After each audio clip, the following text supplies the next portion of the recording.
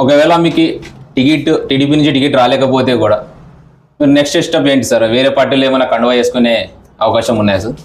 నేను ప్రజెంట్ అయితే టికెట్ వస్తుందని 100% నమ్ముతున్నాను. రాకపోతే ఏంటనేది టీడీపీ అధిష్టానంతో మాట్లాడి నిర్ణయం తీసుకుంటాను సార్. అంతే తప్ప ఫిక్ల్మెంట్తో పోయే పరిస్థితి. ఎందుకంటే రాష్ట్ర ప్రయోజనాలు ఆదిన ప్రయోజనాలు నాకు ముఖ్యము.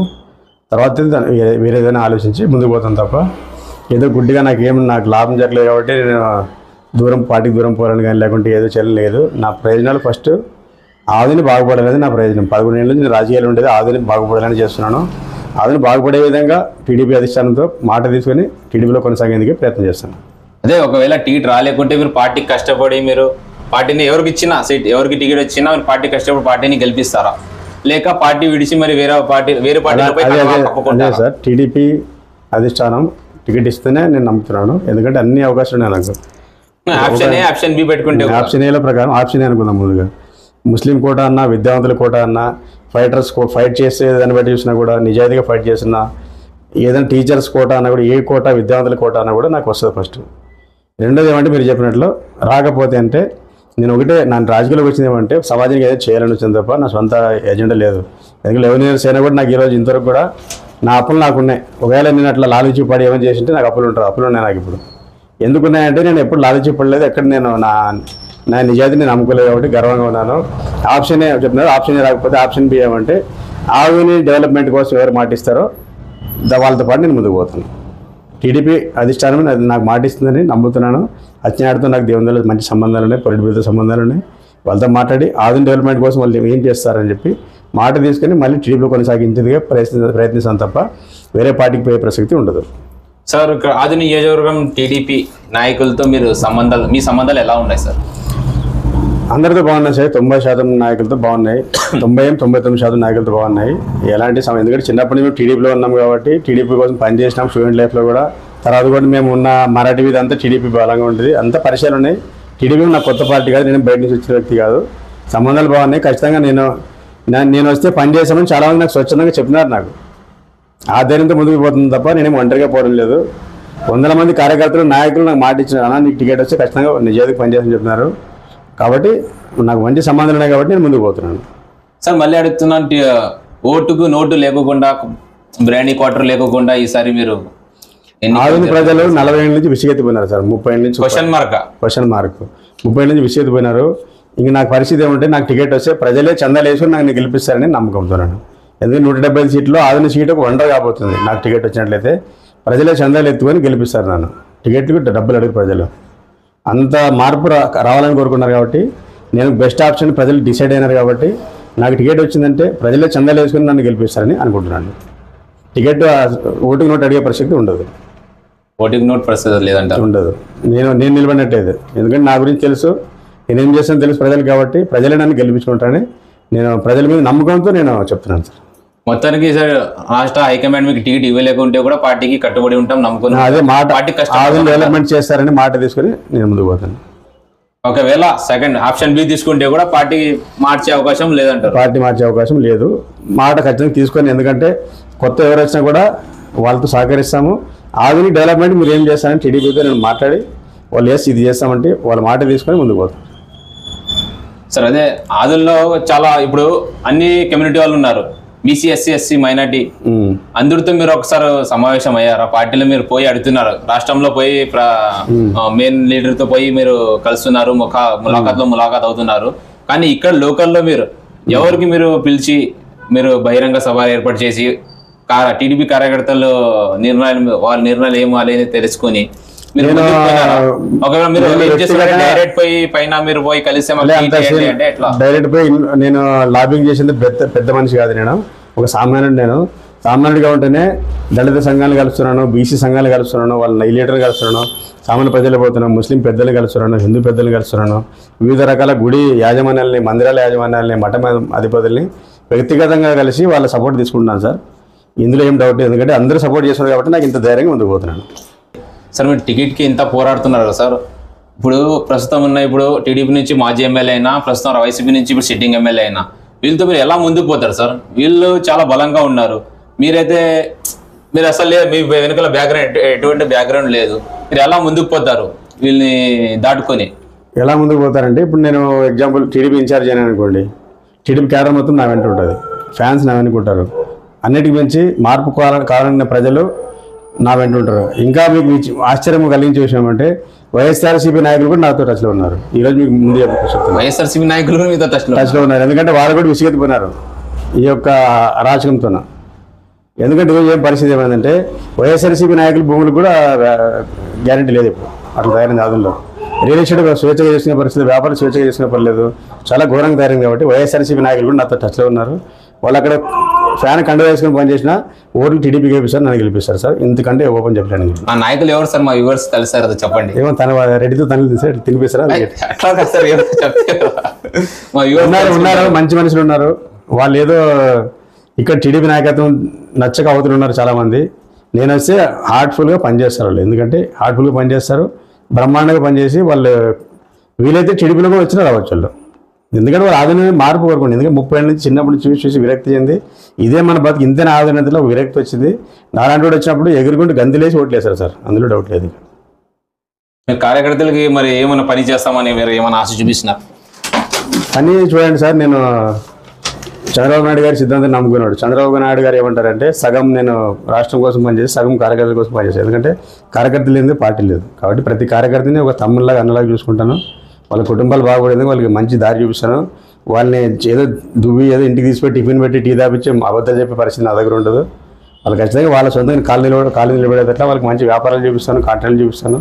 న్యాయంగా వాళ్ళకి ఏమైనా కావాలంటే వాళ్ళ పిల్లలకు ఉద్యోగాలు కావచ్చు, చదువు కావచ్చు, కార్యకర్తల్ని సొంత కుటుంబ సభ్యులకు చూసుకుంటాను సార్. ఇది నేను టీడీపీ కార్యకర్తలకు ఇచ్చేది మాట అన్నమాట. ఇప్పుడు సార్ టీడీపీ రాష్ట్ర అధ్యక్షులు అచ్చెన్నాయుడు గారితో రెండోసారి మిలాఖత్ అయినారు సార్. ఎలా సార్ మీ టికెట్, ఎమ్మెల్యే టికెట్, టీడీపీ నుంచి ఎమ్మెల్యే టికెట్ ప్రాసెస్ ఎలా జరుగుతుంది? దేవుని వల్ల బ్రహ్మాండంగా జరుగుతుంది సార్. దేవుని వల్ల, పెద్దల ఆశీస్సు వల్ల, ప్రజల ఆశీస్సుల వల్ల, మద్దతు వల్ల, మీలాంటి మిత్రుల మద్దతు వల్ల టీడీపీలో మంచి పేరుంది. పైన రాష్ట్ర స్థాయి నాయకత్వంలో కావచ్చు, లోకల్ నాయకత్వం కావచ్చు, ఫ్యాన్స్ అభిమానులు కావచ్చు, అన్ని విధాలుగా మంచి పేరుంది. కాబట్టి ఈరోజు నెలలో 2 సార్లు పిలిచి మాట్లాడినారు అచ్చెన్నాయుడు గారు, మన ఆంధ్రప్రదేశ్ రాష్ట్ర అధ్యక్షులు టీడీపీకి. అదేవిధంగా పొలిటికల్ సభ్యులు కావచ్చు, ఆఫీస్ బీరర్స్ కావచ్చు, చాలా రకరకాల వ్యక్తులతో మాట్లాడడం. కొన్ని మీడియాకి చెప్పలేము అనమాట. చాలామందితో మాట్లాడినాము. అన్ని విషయాలు డిస్కషన్, ఎట్లా ఫైట్ చేస్తారు, ఖర్చు ఎలా పెట్టుకుంటారు, తర్వాత మీరు ఎలా గట్టిగా నిలబడతారు, కేసులు వస్తే నిలబడతారు లేదా, ఎన్నో విషయాలను అవన్నీ మీడియాకి చెప్పలేము. అన్నిటి మీద వాళ్ళకి కూలంకషంగా భరోసా ఇచ్చినాం. కాబట్టి వాళ్ళు మన మీద నమ్మకంతో ఉన్నారు. ఖచ్చితంగా టీడీపీ ఎమ్మెల్యే టికెట్ నాకు వస్తుందని ఆశాభావం వ్యక్తం చేస్తున్నాను సార్. సార్ కొన్ని క్వశ్చన్లు ఉన్నాయి, నేను మర్చిపోతానని రాసుకుని వచ్చినాను. అది ఒకటి కూడా చెప్తాను, దాని గురించి మీరు షూటిగా సమాధానం చెప్పండి. ఓకే సార్, ఏపీలో కాకరేపుతున్న పొత్తుల రాజకీయం, ప్రస్తుత పొత్తుల రాజకీయాల్లో మీకు సానుకూలంగా ఉన్నాయా? ఖచ్చితంగా ఉన్నాయి సార్. ఎందుకంటే ఈరోజు చూసినట్లయితే టీడీపీకి చాలా ఎక్కువ ఛాన్స్ ఉంది. ఎడ్జ్ గత 5 years చూసుకున్నట్లయితే ప్రజలకు ఉచితంగా పథకాలు అందుతున్న, డబ్బులు వస్తున్నా కూడా ట్యాక్సీలు పెరిగిపోవడం కావచ్చు, ధరలు పెరిగిపోవడం కావచ్చు, జీవన ప్రమాణాలు తగ్గిపోవడం కావచ్చు, అదేవిధంగా కొత్తగా నూతన ఉద్యోగాలు లేకపోవడం కావచ్చు, ఇండస్ట్రీస్ రాకపోవడం, దీనివల్ల ప్రజలు బ్యాలెన్స్గా ఆలోచిస్తున్నారు. అంటే ఏదో ఫ్రీగా డబ్బులు వస్తున్నాయని ఒక ఇది లేకున్నట్ల బ్యాలెన్స్గా ఆలోచించి ఈసారి ఖచ్చితంగా డెవలప్మెంట్ చేసే వాళ్ళకి ఇవ్వాలని చెప్పి మన టీడీపీ అధినాయకత్వం చంద్రబాబు నాయుడు గారి మీద ప్రజలు నమ్మకం అవుతున్నారు. ఖచ్చితంగా ఆయన వస్తే కొన్ని బేసిక్ ఇన్ఫ్రాస్ట్రక్చర్ కావచ్చు, ఇండస్ట్రీస్ కావచ్చు, ఇన్వెస్ట్మెంట్, ఫారిన్ ఇన్వెస్ట్మెంట్ కావచ్చు, అదర్ స్టేట్ ఇన్వెస్ట్మెంట్ రావచ్చు అని చెప్పి ప్రజలు ఆస్తూ ఉన్నారు. కాబట్టి ఖచ్చితంగా టీడీపీకి అయితే గెలిచే అవకాశాలు చాలా ఎక్కువ ఉన్నాయి. రెండోది ఏమంటే పొత్తులో జనసేనతో ముందు నుంచి ఉంది టీడీపీకి. ఈసారి మన చంద్రబాబు నాయుడు గారు జైలు పోయినప్పుడు పవన్ కళ్యాణ్ గారు ఒకటి ముందుకేసి ఆయన స్వచ్ఛందంగా చంద్రబాబు గారికి మద్దతు ప్రకటించడం కావచ్చు, బేషరతుగా ఆయన అంటే పెద్ద మనసుతోనే ఆయన ఒక బాధ్యతగా తీసుకున్నారు ఆయన. తర్వాత మళ్ళీ బీజేపీ కూడా కలుస్తున్నారు. పొత్తు ఇంకా ఫైనల్ అయితే కాలేదు. టీడీపీ జనసేన పొత్తు అయితే పక్కా ఉంది. బీజేపీ కలిసినా కూడా కొన్ని సీట్లు అటు ఇటుగా అయిపోయి పొత్తు అయితే కావచ్చు ఖచ్చితంగా. అవును సార్, మరి టీడీపీ నుంచి మీరు టికెట్ తెచ్చుకున్నా కూడా మీకు జనాలు ఏ విధంగా ఓట్లు వేయాలి? ఓకే, మీరు ప్రజల కోసం ఏం చేస్తారండి? మీకు గుర్తింపు ఎట్లా?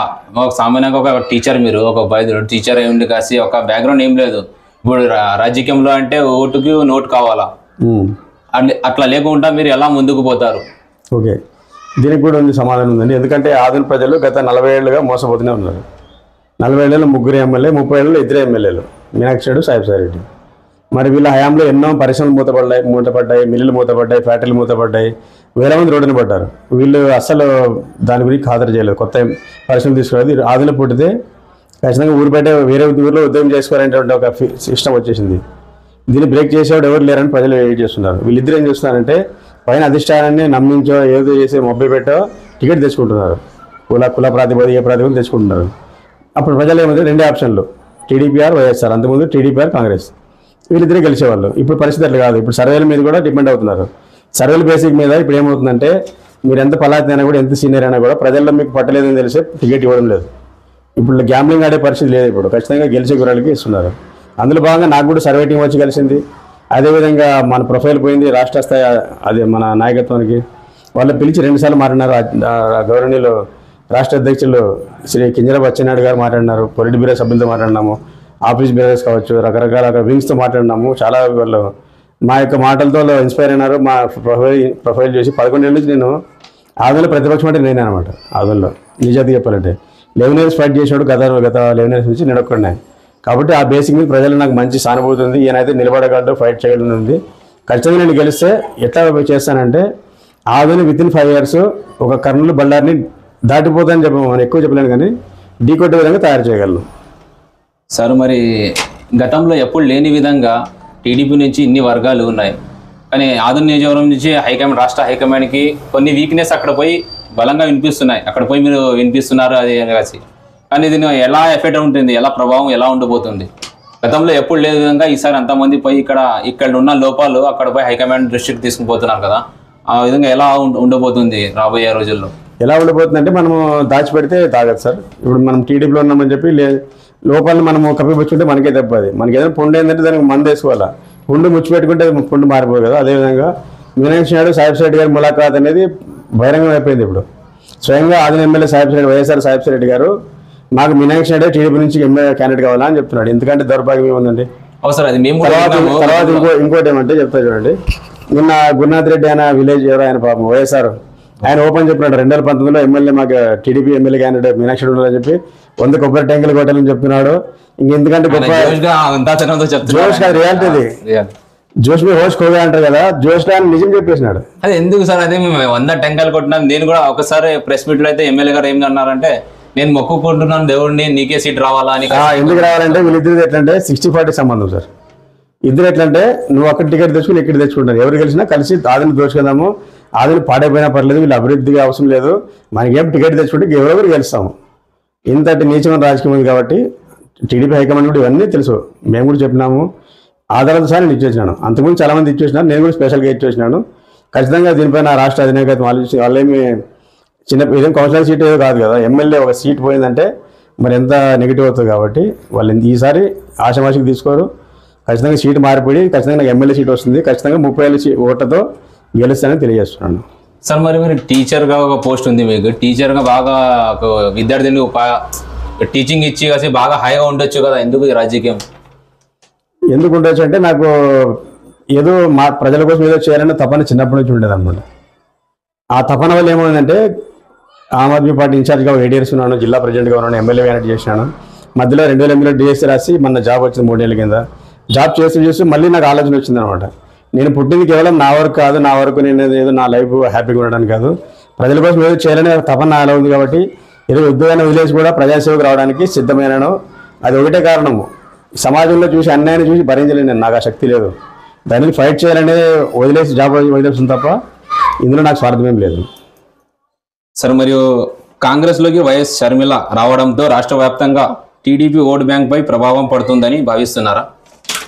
షర్మిల గారు రావడం వల్ల టీడీపీ ఓటు బ్యాంక్ పెరుగుతుందండి. ఎందుకంటే ఆమె మన ప్రస్తుత రాష్ట్ర ముఖ్యమంత్రి వైఎస్ జగన్మోహన్ రెడ్డి గారికి స్వయాన చెల్లెలు. ఆమె చెప్పాలంటే ఆంధ్రప్రదేశ్లో వైఎస్ఆర్ పార్టీని బతికించింది ఆమెనే. 2012లో జగన్మోహన్ రెడ్డి గారు జైల్లో పడితే అప్పుడు అడిగే దిక్కులే వైఎస్ఆర్ పార్టీకి. అప్పుడు ఆమె సొంతంగా భుజస్కంధాలు వేసుకొని పాదయాత్ర ఆడమనిషి ఎంత కష్టపడి పాదయాత్ర చేసింది ఆమె. మరి ఆమె పాదయాత్ర చేసిన 14లో గెలవలేదు కానీ పార్టీ నిలబడింది. 19లో ఆమె వాడుకున్నారు బాయ్ బాయ్ బాబు అనే స్లోగన్ ఆమెనే ఇచ్చింది. చివరికి ఏమంటే బాయ్ బాయ్ షర్మిల అంటే పాపం వాళ్ళే రాష్ట్రం వదిలేసి వెళ్ళిపోయినారు తల్లి కూతుర్లు. మరి అందుకని దౌర్భాగ్యం ఉంది. ఆమె ఇప్పుడు వచ్చి ఏం చేస్తుందంటే జగన్మోహన్ రెడ్డి గారి అవినీతి పాలన కావచ్చు, లేకుంటే అవకతవకలు కావచ్చు ఆమెనే తీర్చింది. ఒక సొంత చెల్లి చెప్పినప్పుడు ప్రజల్లో ఏమవుతుంది, నెగిటివ్ అవుతుంది. ఎప్పుడేమవుతుందంటే జగన్మోహన్ రెడ్డి గారిని ఓడించాలని ప్రజలు పక్క అనుకున్నప్పుడు టీడీపీకి వేస్తారు కానీ కాంగ్రెస్కి వేయరు. కాబట్టి లాజిక్గా చూసుకుంటే చరణ్ గారు ఎంత ప్రచారం చేస్తే టీడీపీకి అంత ప్లస్ అవుతుంది. మరి వైసీపీ వాళ్ళు ఏమంటున్నారంటే ఇప్పుడు తెలంగాణలో పోటీ చేసినారు, మీరు పోటీ చేసి పార్టీని విలీనం చేసినారు, కానీ అక్కడ ఏం మీకు మర్యాద లేకుండా పోయింది, కార్యకర్తలు మీ పైన కోపంగా ఉన్నారని కాసి వీళ్ళు చెప్తున్నారు వైసీపీ వారు. ఓకే, అంటే ఇప్పుడు వైసీపీ వాళ్ళకి పడదు కాబట్టి షర్మిల అంటే ఆమెకి పాదయాత్ర చేసినప్పుడు ఆమె దేవత, ఇప్పుడు ఆమె వాళ్ళకి దయ్యంలాగా ఉంది. మరి ఆమె పాదయాత్ర మేము కూడా కళ్ళారి చూసినాము. చాలా ఆమె ఆడమనిషి అని కూడా చాలా తిప్పులు పడి నడిచింది. ఆమెను అంత అవమానించడం చాలా సిగ్గుచేటండి, ఎందుకంటే ఎంత ఆడమనిషి కదా.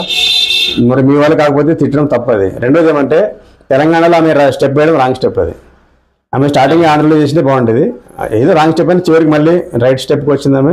ఇప్పుడు కావున 29 వరకు ఆమె స్టాండ్ అవుతుందని మేము అనుకుంటున్నాం సార్. మరియు ఆధుని నియోజకవర్గంలో టీడీపీ నుంచి తమకు ఎమ్మెల్యే సీట్ వస్తే ఈ పొత్తుల రాజకీయంలో విజయం సాధిస్తానని అనుకుంటున్నారా? ఇప్పుడు వన్ సైడ్గా పొత్తులు లేకున్నా కూడా గెలుస్తామని చెప్పి సర్వేలు ఉన్నాయి మాకు ఆధునిలో నాలాంటి క్యాండిడేట్ అయితే. ఎందుకంటే సాహెబ్ రెడ్డి ఆరాచకాలు కావచ్చు, ఆయన భూ కబ్జాలు కావచ్చు, ఇవన్నీ బహిర్గతమైపోయినాయి. ఇప్పుడు బాధితులు వస్తున్నారు, చాలా ఇష్యూస్ జరుగుతున్నాయి ఇప్పుడు. అదేవిధంగా డెవలప్మెంట్ ఏం లేదు, కానీ వర్గాలు ఎక్కువైపోయినాయి కదా సార్ ప్రస్తుతం ఉన్న మీరు. వర్గాలు ఏం లేవు సార్, 2 వర్గాలు ఉన్నాయి అంతే. మీనాక్షి వర్గం ఉంది, అవతల ఇంకొక వర్గం ఉంది. ఇప్పుడు ఏమైందంటే మీనాక్షి వర్గం అన్నా కూడా దాంట్లో చాలామంది నేను టచ్ చేసినాను. ఊరికి అట్లా కామెడీకి చెప్పినాము, నాకు ఇన్ఛార్జ్ వస్తే చేసేసారంటే చేస్తామన్నారు. ఎందుకన్నారంటే మాకు పార్టీ ముఖ్యం సార్, మీనాక్షి ఇంకోరు నాకు ముఖ్యం లేదు అట్లా. కాబట్టి వర్గాలు ఏం కావు, నాకు తెలిసినంత వరకు నాకు ఎమ్మెల్యే టికెట్ వస్తే 90% మంది టీడీపీ కార్యకర్తలు నాయకులు నా వెంట వస్తారు, ఖచ్చితంగా గెలిపిస్తారు. అదేవిధంగా జనసేన టైప్ ఉంది, జనసేనతో మంచి సంబంధాలు ఉన్నాయి. ఒకవేళ బీజేపీ వచ్చినా వాళ్ళని కలుపుకోవద్దు, ఎందుకంటే ఇక్కడ రాష్ట్ర ప్రయోజనాలు ముఖ్యం. మనకి కుల మతాలకు అతీతంగా ఆధుని డెవలప్ చేసుకోవాలి. మనం 40 నుంచి దగాపడిన ఆధుని బాగా డెవలప్ కావాలంటే మేము అన్ని పక్కన పెట్టేసి ఎలాంటి ద్వేషం లేకుండా ప్రేమతో అందరినీ కలుపుకొని గొప్ప విజయం సాధించి ఆధునిని ఒక మోడర్న్ సిటీగా తయారు చేసుకుంటాము.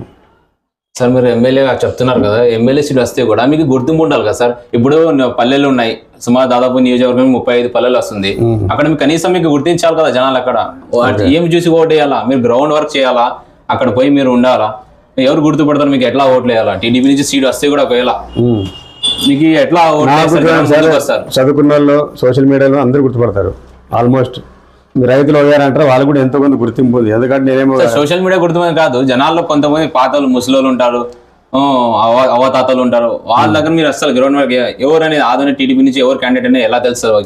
మీనాక్షి నాయుడుకు అదే పరిస్థితి, శాశ్వతికి అదే పరిస్థితి. వాళ్ళు టికెట్ వచ్చినప్పుడు ప్రజలు టికెట్ వచ్చినప్పుడు ఒక 2 రోజులు గుర్తుపట్టేస్తారు, ఈయన ఏమిటనే తెలిసిపోతుంది. కాబట్టి మీనాక్షి నాయుడు పొడిదిన ఎమ్మెల్యే కాదు, శాశ్వతి పొడిదిన ఎమ్మెల్యే కాదు. వాళ్ళు స్ట్రగుల్ చేస్తూ వచ్చి ఈరోజు ఒక స్థాయిలో ఉన్నారు. కాబట్టి నేను స్ట్రగుల్ చేస్తూ నేను ఒక స్థాయికి పోతాను అంతే తప్ప పుట్టితేనే ఎమ్మెల్యే టికెట్ తీసుకుని రాలేదు, మీనాక్షి పుట్టితేనే ఎమ్మెల్యే టికెట్ రాలేదు. వీళ్ళు ఏం చేసింటే క్రియేట్ చేసినారు అన్నమాట. ఏమని ఇంత పేవరాప అని ఒక భ్రమను కల్పించేసినారు. దాన్ని చాలా వరకు బ్రేక్ చేసినాము, నెక్స్ట్ బ్రేక్ అవుతుంది. ఆల్మోస్ట్ చాలా మంది తెలిసిన చెప్తారు. రాష్ట్ర ప్రయోజనాల దృష్ట్యా సీఎం క్యాండిడేట్ చూసి నాకు కూడా ఓటేస్తారు, ఖచ్చితంగా విజయం సాధిస్తాం. అదే సోషల్ మీడియాలో ప్రచారం చేసుకుంటే మీకు గుర్తింపు జనాలు ఓట్లు వేస్తారంటే మీరు అనుకుంటున్నారు? అట్లేం లేదు, సోషల్ మీడియా కాదు, మినిస్ట్రీ మీడియాలో చాలాసార్లు కవర్ అయింది. ఆంధ్రజ్యోతి కావచ్చు, ఈనాడు కావచ్చు, సాక్షులు కావచ్చు, చాలా చోట్ల కవర్ అయింది. చాలామంది గుర్తుపడతారు, మరి గుర్తుపట్టరు అనుకోవద్దండి సార్. మరి జిల్లా బలమైన టీడీపీ వ్యక్తికి ఆధునిలో సీట్ ఇస్తే టీడీపీ విజయం సాధిస్తానని అనుకుంటున్నారా? ఒకవేళ మీకు కాకుండా ఇక్కడ లోకల్లో నియోజకవర్గంలో కాకుండా జిల్లా స్థాయిలో ఎవరికైనా సీట్ ఇస్తే జిల్లాలో ఉన్న వ్యక్తి ఇక్కడ వ్యక్తి ఏమిటి, ఆయన క్యారెక్టర్ ఏమిటి అనేది దాన్ని బట్టి ఉంటుంది. అది ఆయన కమిట్మెంట్ ఏమిటి, జస్ట్ ఏదో డబ్బులు పెట్టి గెలాలనుకుంటున్నాడా, లేకపోతే ప్రజల కోసం ఏమైనా చేయాలనుకుంటున్నాడా, దాన్ని బట్టి ఉంటుంది. అదే మీరు ఎలా స్వాగతిస్తారు, మీరు దాన్ని యాక్సెప్ట్ చేస్తారా లేదా? అప్పుడు చూద్దాం, ఎందుకంటే నేను రేస్లో ఉన్నాను, టాప్లో ఉన్నాను కాబట్టి ఇంకోరు వస్తారనే దాన్ని నేను యాక్సెప్ట్ చేయలేను ఇప్పటికైతే. ఒకవేళ వస్తే పార్టీ నిర్ణయాన్ని బట్టి, ఆయన క్యారెక్టర్ని బట్టి ముందుకు పోతాం. పాత వ్యక్తులకి టీడీపీ సీట్ ఇస్తే విజయం సాధిస్తారా లేక ఓటమికి పాలవుతారా? చిత్తుగా ఓడిపోతారు. మీకు మన ఎమ్మెల్యే ఏం చెప్పినారు సాహెబ్ రెడ్డి గారు, నాకు మీనాక్షి నాయుడు కావాలన్నాడు టీడీపీ. అంటే టీడీపీ టికెట్ ఎవరికి వెళ్ళనేది టీడీపీ కార్యకర్తలకి కూడా వైఎస్ఆర్ నాయకులకి ఎక్కువ ఇంపార్టెంట్. ఎందుకంటే వాళ్ళు తెలిసిపోయింది మీనాక్షిని ఎట్లా ఓడించాలో తెలిసిపోయింది వాళ్ళకి. తర్వాత నిన్ను గురునాథ్ రెడ్డి అయినా పల్లెటూరు అని చెప్పినాడు ఒక ఆయన ఏమన్నాడు, మాకు మీనాక్షి కావాలి, ఆయన కోసం 100 టెంకాయలు కొట్టి ఈసారి 1000 టెంకాయలు కొడతారే. మరి మీనాక్షి కావాలి, ఇట్లా తయారైంది ఆధునిక రాజకీయము. అంటే వీళ్ళకి ఏమంటే ఒకటే, వీళ్ళు కాంట్రాక్ట్లు బాగుండాలి, సంపాదన బాగుండాలి, సెటిల్మెంట్లు బాగుండాలా, వీటన్ని కోసం అధికారం ఉండాలా. అధికారం రావాలంటే ఫలానా మనిషి వచ్చి ఓడించవచ్చు, తర్వాత 5 years ఎంజాయ్.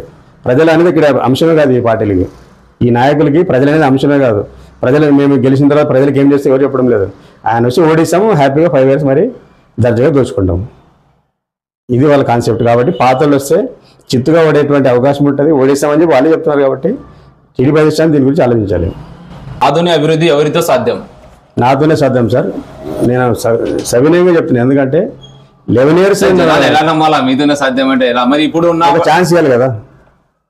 ఛాన్స్ ఇవ్వాలంటే అందరూ అట్లే చెప్తారు, ఒక ఛాన్స్ ఏంటి అంటారు. కానీ చేసేంత వరకు ఛాన్స్ అంటారు, తర్వాత అయిపోయి జనాల్ని మడుస్తారు, అందరూ మర్చిపోతారు.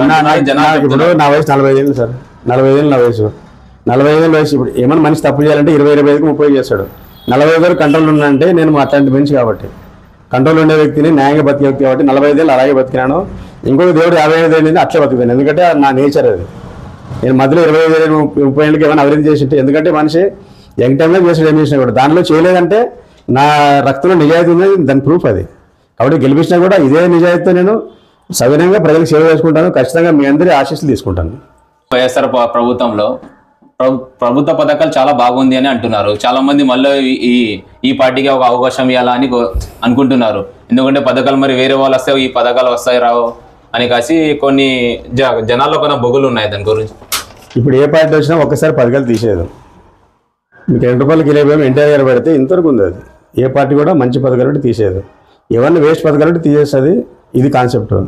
ఆల్రెడీ చంద్రబాబు గారు చాలా వరకు చెప్పేసినారు. అన్ని పథకాలు కవర్ అవుతాయి, ఇంకా మెరుగ్గా ఇస్తారు అనమాట. ఇంకా మెరుగ్గా ఇస్తారు, ఇంకా ఉద్యోగ అవకాశాలు కల్పిస్తారు, ఇంకా ట్యాక్సులు తగ్గిస్తారు. చాలా అద్భుతంగా పాలన ఉంటుంది. కాబట్టి పథకాలు పోతాయనే అబ్బాయి ఎవరు ఉండాల్సిన అవసరం లేదు. మరి ఇప్పుడు డిఎస్సి కూడా వదిలినారు కదా సార్? డిఎస్సి వదిలినారా? ఎన్ని వదిలినారు? డిఎస్సి పోస్టులు 6,000 మంది వదిలినారు. మరి ఎన్ని పోస్టులు ఉన్నాయి ఖాళీ? 25,000 30,000 ఉంది. ప్రస్తుతం ఇప్పటికి ఇచ్చుకుంటూ పోతాం, తర్వాత పెంచుకుంటాం. 5 ఏళ్ళ నుంచి పెట్టింది ఇప్పుడేం పెడతారు? 5 ఏళ్ళ నుంచి 5 ఏళ్ళు ఎందుకు పెంచలేదు? 5 ఏళ్ళు ఎందుకు ఇవ్వలేదు? అది కూడా ఇంపార్టెంట్ కదా. ఇప్పుడు ఏదో లాస్ట్ ఎలక్షన్ ఉంది. ఇప్పుడు డిఎస్సి పెట్టినా ఈ గవర్నమెంట్ తీయదు కదా, నెక్స్ట్ గవర్నమెంట్ ఇచ్చేది. ఈయన బరువు తీసి వాళ్ళని ఎందుకు పెట్టాడు కదా. ఈయన ఇచ్చి ఈయన అపాయింట్మెంట్లు ఇచ్చింటే ఎస్ ఈయన ఇచ్చాడు, ఇంతమంది చేరినారు, అదిగో వాళ్ళు చేరిన వాళ్ళని చెప్పవచ్చు. అలా ఎక్కడుంది సీను? కాబట్టి దీంట్లో ఫెయిల్ అయిపోయింది గవర్నమెంట్, అందులో డౌట్ లేదు. ఉద్యోగాల కల్పనలో ఫెయిల్ అయింది, అది షూర్. ఎందుకంటే చాలా డిపార్ట్మెంట్ ఖాళీలు ఉన్నాయి, పనులు సాగడం లేదు, అవినీతి పెరిగిపోయింది. కాబట్టి ఖచ్చితంగా డిఎస్సి నిర్వహించడంలో ప్రభుత్వం ఫెయిల్ అయిందని చెప్పవచ్చు. సామాన్యుడైన ఒక వ్యక్తి మీరు టీడీపీ నుంచి టికెట్ వస్తుందని మీరు ఎలా అనుకుంటున్నారు సార్? ఎలా దాన్ని టెస్ట్ చేసుకుంటున్నారు నాకే సీట్ వస్తుందని? ఓకే, ఈ యొక్క మారిన టెక్నాలజీ కావచ్చు, మారిన పరిస్థితులు కావచ్చు, ప్రజల్లో మారిన భావాలు కావచ్చు, దీనిలో ఏమైందంటే ర్యాపిడ్గా చేంజెస్ వస్తున్నాయి. పార్టీలు కూడా ఏం చేస్తుంటే సర్వేల ఆధారంగా కూడా ఇస్తున్నాయి టికెట్లు. అందుకు గుడ్డిగా ఇచ్చేవాళ్ళు ఈయన సీనియర్కి ఇవ్వండి, లేకుంటే ఈయన గొప్పోడు అని. అట్లా కాదు. ఇప్పుడు అదంతా లేదు. గెలిచే ఛాన్స్ ఎవరికి ఉంది, లేకుంటే బలంగా నిలబడగలరు. మాకు వచ్చిన సమాచారం ప్రకారం టీడీపీ టికెట్ ఈసారి గట్టిగా నిలబడే వాళ్ళకి, వైఎస్ఆర్తో చేతులు కలపని వాళ్ళకి ఇవ్వాలని చెప్పి టీడీపీ పార్టీ ఫిక్స్ అయిపోయింది. మా అనుభవంతో తెలుసుకున్న విషయం ఇది. రెండోది ఏమంటే, నేను 11 ఏళ్ళు ఫైట్ చేసిన విషయాలు కావచ్చు, బయటపెట్టిన అవినీతి వ్యవహారాలు కావచ్చు, ఇవన్నీ పార్టీలు చూసినాయి. కాబట్టి ఈరోజు నాకు ఎమ్మెల్యే టికెట్ ఇచ్చే అవకాశం ఎందుకు ఉందంటే, ఈరోజు ప్రజల్లో నాకు మంచి సంబంధాలు ఉన్నాయి. ప్రతి పార్టీ, ప్రతి కుల మతాలకు ప్రతిగా నేను అందరికి దగ్గరలో ఉన్నాను. కాబట్టి ఖచ్చితంగా గెలిచే అవకాశం ఉందని చెప్పి టీడీపీ ఎమ్మెల్యే టికెట్ నాకు రాబోతుంది. సార్, గతంలో చంద్రబాబు నాయుడు బస్ యాత్రలో కూడా చెప్పినారు ఈసారి పార్టీ కష్టపడిన వాళ్ళకి టికెట్ అని కాసి. మరి చాలా మంది ఉన్నారు టీడీపీలో, కష్టపడిన వాళ్ళు ఇప్పుడు వర్క్ చేస్తున్నారు. కానీ మీ విషయంలో వస్తే అది పార్టీకి ఎప్పుడు పార్టీలో పాల్గొలేరు, మీరు ఆ పార్టీ కార్యక్రమం పార్టీలో నేను స్టూడెంట్ లెవెల్ ఎలా ఇస్తారు అనుకుంటున్నాను. స్టూడెంట్ లెవెల్లో టీడీపీలో ఉన్నాను సార్. అప్పుడు ఎమ్మెల్యే అభ్యర్థిగా ఉన్నప్పుడు మీనాక్షి అప్పుడు పనిచేసినాను, కౌన్సిల్ ఎలక్షన్ పనిచేసినాను. తర్వాత స్టూడెంట్ లైఫ్ వల్ల బ్రేక్ పడింది, సౌదీ పోయిన బ్రేక్ పడింది. నేనే పార్టీ కొత్త కాదు. కాకపోతే ప్రభుత్వం మన పార్టీ ఏం చేస్తుందంటే గెలిచే గురాలు కూడా చూస్తారు. చాలామంది చూస్తారు. మీరు ఒక్కసారి బయట నుంచి వచ్చి ఒకేసారి ఎమ్మెల్యే కూడా ఎందుకు అవుతారంటే కొన్నిసార్లు కొన్ని ఎక్సెప్షన్స్ ఉన్నాయి అన్నమాట. వర్గపూర్ ఉంది, గ్రూప్స్ ఉన్నాయి, లేక వీళ్ళకంటే ఇంకా బెస్ట్ అనుకుంటే కొత్తలు కూడా ఇస్తారు. అట్లేం లేదు. మా ఆమ్ ఆద్మీ పార్టీలో ఉన్నప్పుడు టీడీపీ మేము సపోర్ట్ చేసినాం. మాకు టీడీపీకి మాకు కొత్త బంధుమేం కాదు, పాత బంధుమే మాది. సార్, మరి ఇప్పుడు ఉన్న ప్రస్తుత ఆధునిక రాజకీయాల గురించి వేరేమంటారు? ప్రస్తుతం ఇప్పుడున్న రాజకీయం గురించి వైసీపీ, టీడీపీ మరియు జనసేన ఇది చాలా బలంగా ఉందని అంటున్నారు. కానీ ఈసారి చాలా మంది పిల్లోనికి అడిగినా, ఆధునిక నియోజకవర్గం పిల్లోడికి అడిగినా ఈసారి కొత్త వ్యక్తి రావాలపా అని చాలా బలంగా కోరుకుంటున్నారు. దాని గురించి మీరు ఒపీనియన్ ఏంటి సార్? కొత్త వ్యక్తి రావాలని ఎందుకు కోరుకుంటానంటే, ఇప్పుడు వైఎస్ఆర్సీపీ ఎమ్మెల్యే సాయిబుసాయి రెడ్డి గారు, టీడీపీ ఇన్ఛార్జ్ మీనాక్షి గారు కుమ్మక్కైనారు అనేది చిన్నపిల్లల్ని అడిగినా చెప్తారు. 60-40 అనే మందం ఉంది. అది అంటే 60-40 షేరింగ్ ప్రకారం చేసుకుంటారు వాళ్ళు. పైన రూలింగ్ ఉన్నాడు 60, కింద ఎమ్మెల్యే 40. మరి ఈ బంధం వల్ల ఏమైందంటే వీళ్ళు వ్యాపారాలు వీళ్ళకి ఏమైందంటే ఈ రెండు పార్టీల నాయకులకి ఇన్ఛార్జ్ అనేది ఒక వ్యాపారానికి లైసెన్స్ లాగా తయారైంది. ఇన్ఛార్జ్ తీసుకోవడము, ప్రభుత్వంలో పనులు చేసుకోవడము, సంపాదించుకోవడం, కోట్లు ఈరోజు చూసినట్లయితే టీడీపీ ఎమ్మెల్యే బంధువర్గంలో 12 మందికి ₹1,00,00,000 పైన వాల్యూ ఉన్న బిల్డింగ్స్ ఉన్నాయి. మీకు ఎంతమంది తెలుసు అది? ఇట్లా ఉందన్నమాట. రాజశేఖర్ గారు సంపాదించుకొని సంతోషమే, కోట్లు సంపాదించుకొని 100 కోట్లు సంపాదించుకొని ఆయన పేరు కానీ వాళ్ళ కుటుంబం ఏమన్నా, కానీ మీరు ఆదాయం ఎందుకు డెవలప్ చేసినారు? మీకు అంత నిజంగా ఉంటే ఒక బైక్ వేసుకుంటే సాయిబ్ రెడ్డి గారు, మీనాక్షి రెడ్డి గారు బైక్ తీసుకుని బంగారు బజార్లో బండి నడపండి, చిన్న మార్కెట్లో బండి నడపండి, మార్కెట్లో నడపండి, పెద్ద మనిషి ముందు బండి నడపండి, అప్పుడు చెప్పండి మీరు అభివృద్ధి చేసినని చెప్పి. కానీ వాళ్ళు ఏమంటారంటే 5 సంవత్సరంలో 2 సంవత్సరం కరోనా కష్టకాలంలో పోయింది, కానీ 3 సంవత్సరంలో ఎంత డెవలప్ చేసాం. ఆర్ట్కి మేము మెడికల్ కాలేజ్ తెచ్చినాము, బైపాస్ తెచ్చినాము, ఐటీఐ కాలేజ్ అదే డిగ్రీ కాలేజ్ తెచ్చినాము, ఇవన్నీ తెచ్చినాము, రోడ్లు వేసినాము, వీధులు అన్ని రోడ్లు వేసినాము, ఇవన్నీ మీకు అభివృద్ధి కనపడదా మీకు? ఓకే, మెడికల్ కాలేజ్ కూడా పరోక్షంగా నా నుంచి వచ్చింది. ఈరోజు చెప్తున్నా మీకు, మీ నుంచి వచ్చిందంటారు. ఎందుకు వచ్చిందంటే నేను జిల్లా కోసం పోరాటం స్టార్ట్ చేశాను. ఆదిలాబాద్ జిల్లా సమితి పెట్టి జిల్లా ఏర్పాటు చేయాలని బాగా ఒక సెంటిమెంట్ తీసుకున్నాము. అప్పుడు ఏమైందంటే తప్పనిసరిగా జిల్లా ఇవ్వకపోయినా కనీసం ఏదో అని రాష్ట్ర ప్రభుత్వం మెడికల్ కాలేజ్ ఇచ్చింది.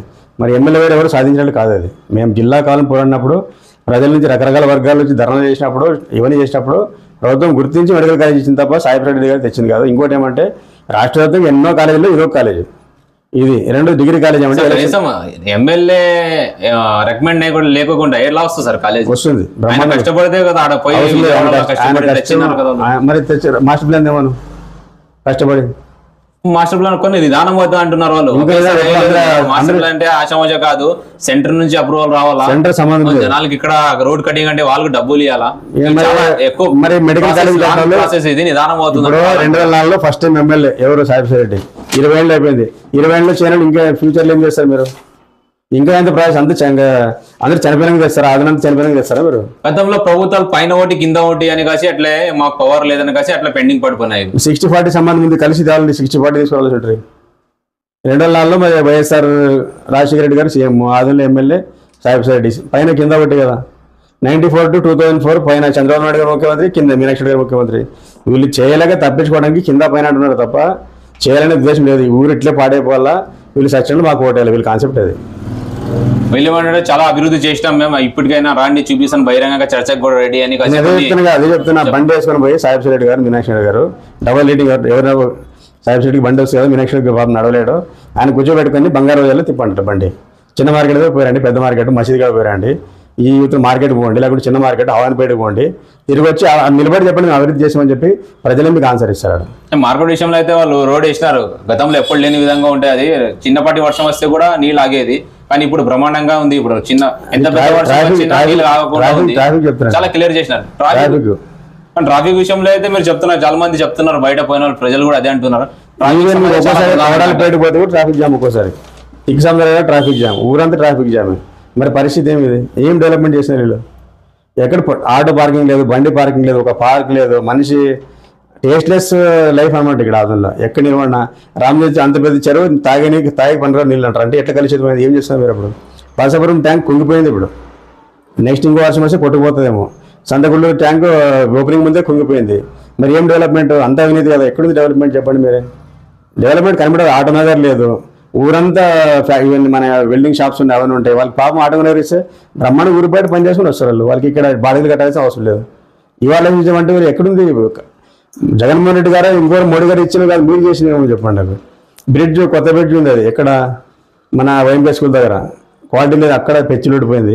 పాత బ్రిడ్జ్ కుంగిపోతున్నా పట్టించుకునే నాదులు లేదు, ఆ సైడ్ వాళ్ళు చిరిగిపోయి తల మీద పడుతుంటే పట్టించుకునే లేడు. ఎక్కడ ఉంది ఎవరు చెప్పండి?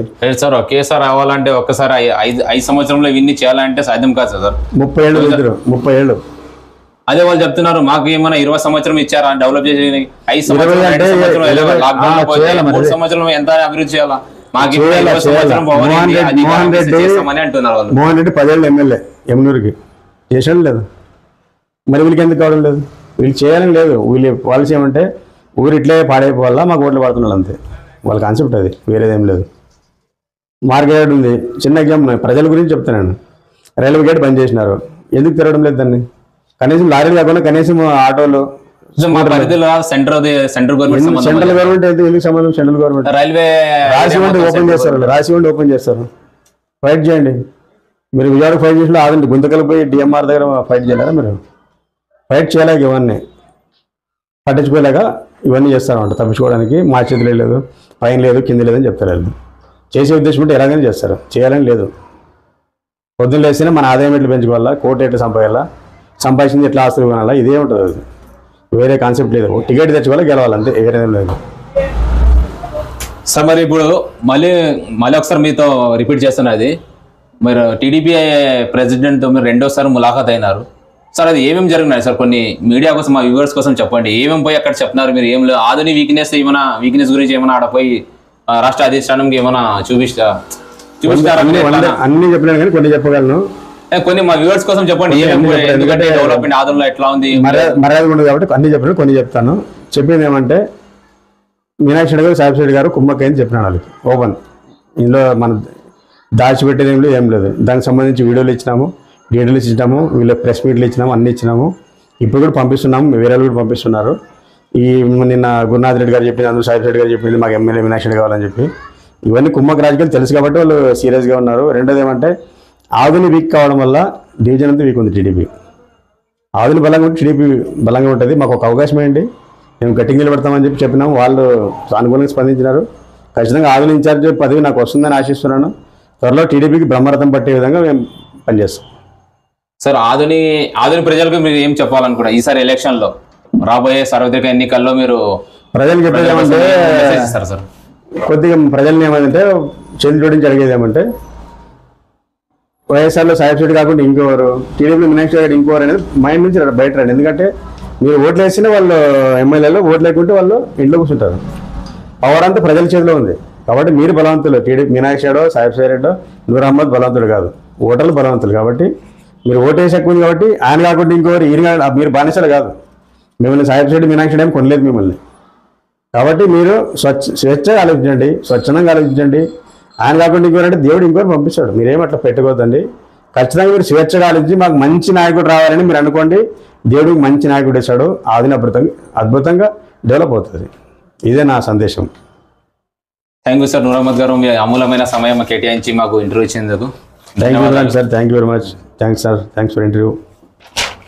ఆధుని జిల్లా సమితి వ్యవస్థాపక అధ్యక్షులు నూర్ అహ్మద్ గారితో ఈరోజు ముఖాముఖి. మళ్ళీ చూద్దాం నెక్స్ట్ వారంలో. మా